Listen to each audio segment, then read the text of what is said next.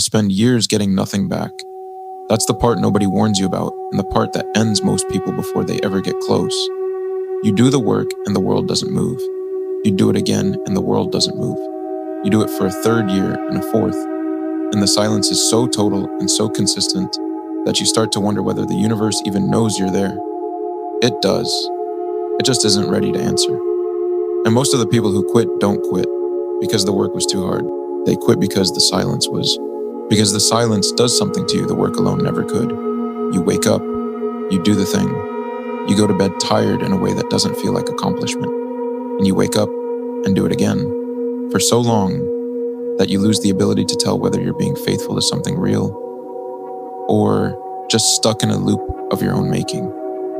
You question the vision, you question your judgment, you question whether you were ever the kind of person who could have done this.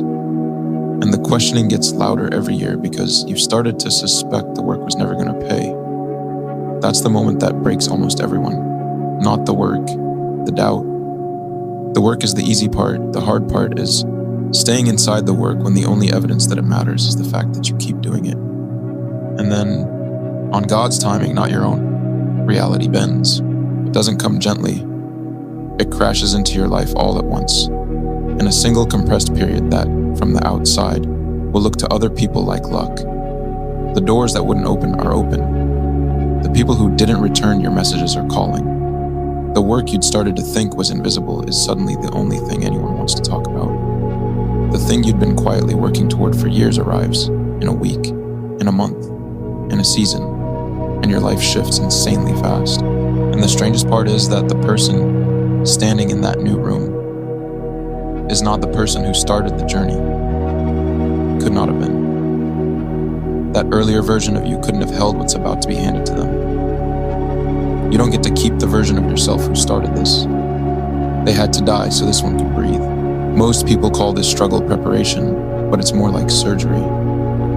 Every quiet, unwitnessed year was cutting away something in you that couldn't survive what was coming.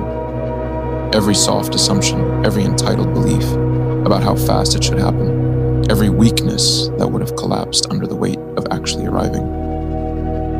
And most people get off the table, they mistake the knife for cruelty when it was actually love.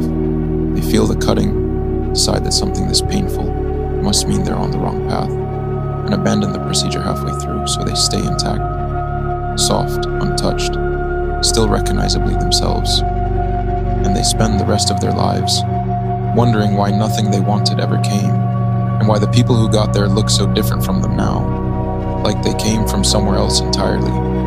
They didn't come from anywhere else. They just stayed on the table. Because here's what nobody tells you about the years of getting nothing back. They are not wasted. They are not the universe ignoring you. They are the thing itself. The years are the work. The years are the surgery. The years are the slow, brutal, unsentimental process of becoming the kind of person the thing you want will actually consent to be held by. You don't get to have the result without the becoming, because the result is too big for who you currently are. The years are how you get made big enough to hold it. You think you're waiting for the world to give you the thing. You're not. You're waiting for the part of you that couldn't hold the thing to die. So when reality finally breaks, and it will if you stay on the table long enough, you won't feel like you won. You'll feel like something inside you finally finished. The room that was waiting for you was always waiting. You just had to stop being someone the room couldn't accommodate. That's the whole transaction. The silence wasn't punishment. It was construction. Reality bends to those who stay on the table, because they understood, eventually, that the bending was them, that the years weren't happening to them. They were happening as them. And one day, when the universe gives them what they desire, they don't have to ask why it chose them. It didn't choose them. They became someone it couldn't refuse.